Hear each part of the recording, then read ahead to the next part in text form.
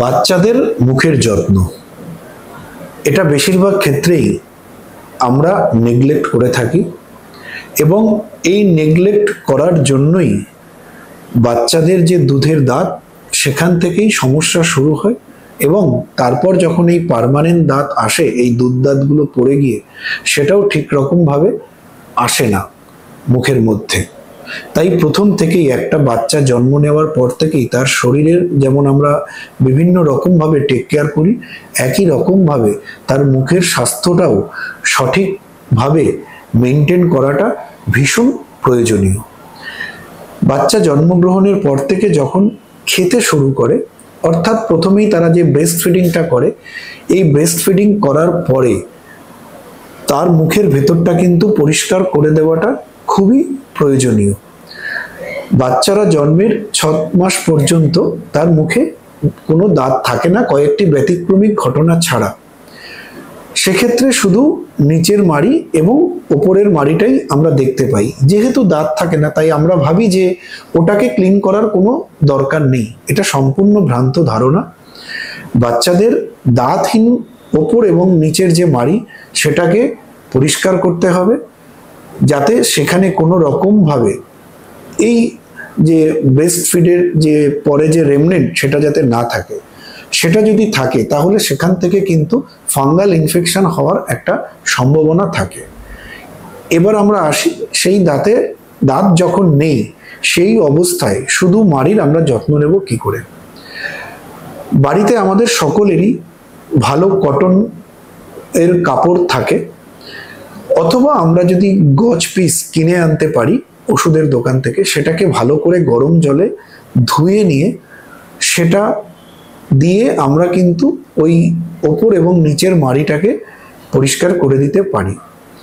এছাড়াও আমরা আমাদের নিজেদের হাত আঙুল এটাকে ভালো করে পরিষ্কার করে সেটা দিয়েও কিন্তু দাঁতহীন যে মাড়ি বাচ্চাদের সেটাকে আমরা পরিষ্কার করে দিতে পারি খাওয়ার পরে। এরপর যখন বাচ্চাদের আস্তে আস্তে দাঁত উঠতে শুরু করে, 6 মাস থেকে প্রায় 2.5-3 বছর পর্যন্ত দুধ দাঁতগুলো উঠতে শুরু করে এবং একে একে 1 থেকে 20টা পর্যন্ত দুধ দাঁত ওঠে।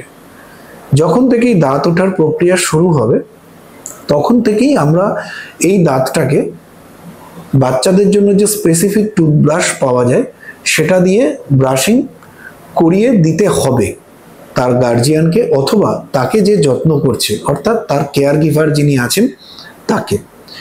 বাচ্চাদের জন্য স্পেসিফিক টুথপেস্ট এবং টুথব্রাশ কিনতে পাওয়া যায়, ওষুধের দোকানে গেলেই আপনারা সেটা পেয়ে যাবেন এবং সেটা দিয়ে তার ব্রাশিংটা করিয়ে দিতে হবে।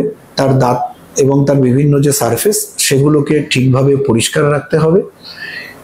আর যেখানে দাঁত ওঠেনি সেই মাড়ির পোর্শনটা আগে যেভাবে বললাম সেইভাবে ক্লিন করে দিতে হবে।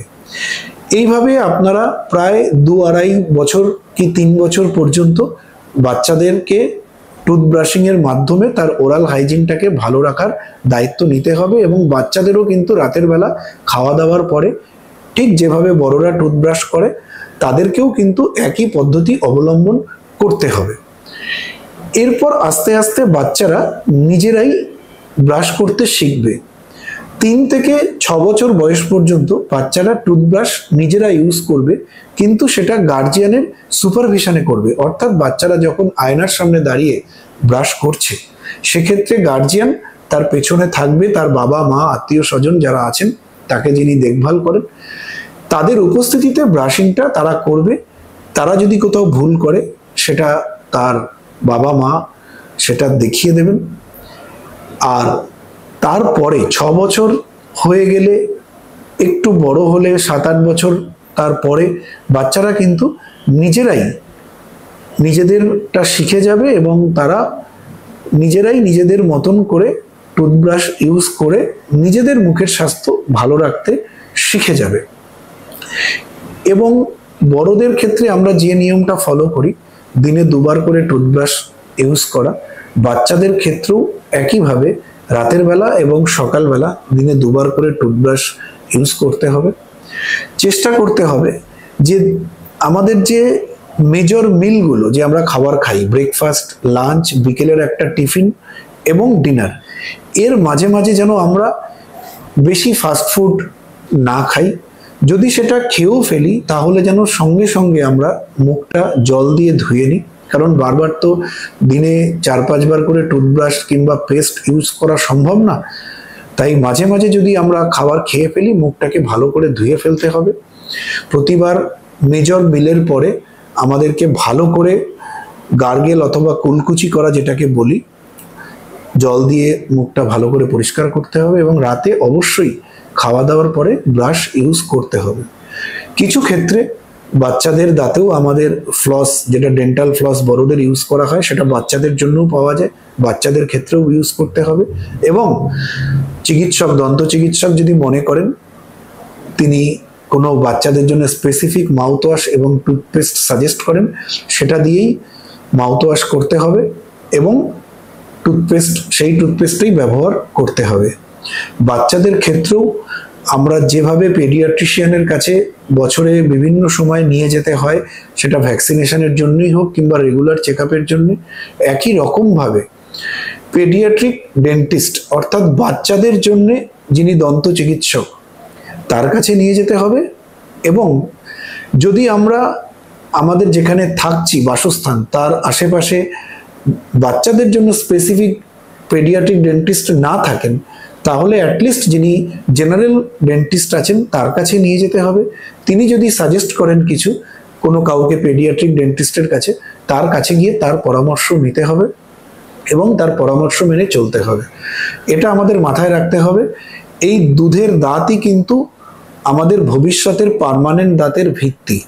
একটা নির্দিষ্ট সময় দুধ দাঁত উঠবে এবং একটা নির্দিষ্ট সময়ের পরে এই দুধ দাঁতগুলো পড়তে শুরু করবে, এবং সেই ওঠা এবং দুধ দাঁত পড়ে যাওয়ার সিকোয়েন্সটা যদি ঠিক না হয় তাহলে কিন্তু আমাদের যে পার্মানেন্ট দাঁতগুলো আসবে সেটা ঠিক জায়গাতে আসবে না, ঠিক সময়ে আসবে না। আর এটা যদি না হয় তাহলে আমরা একটা মেজর প্রবলেম নিজেরাই তৈরি করব। তাই প্রথমেই আমাদের স্থায়ী দাঁতের ভিত্তি ঠিক রাখার জন্য দুধের জাতের যত্ন নেওয়া এবং বাচ্চাদের মুখের ওভারঅল ওরাল হাইজিনের যত্ন নেওয়াটা ভীষণ দরকার। তাই যেভাবে আমরা দন্ত চিকিৎসকরা সাজেস্ট করব সেইভাবে আপনারা বাচ্চাদের মুখের যত্ন নিন এবং বছরে 2 থেকে 1 বার দন্ত চিকিৎসকের পরামর্শ নিন।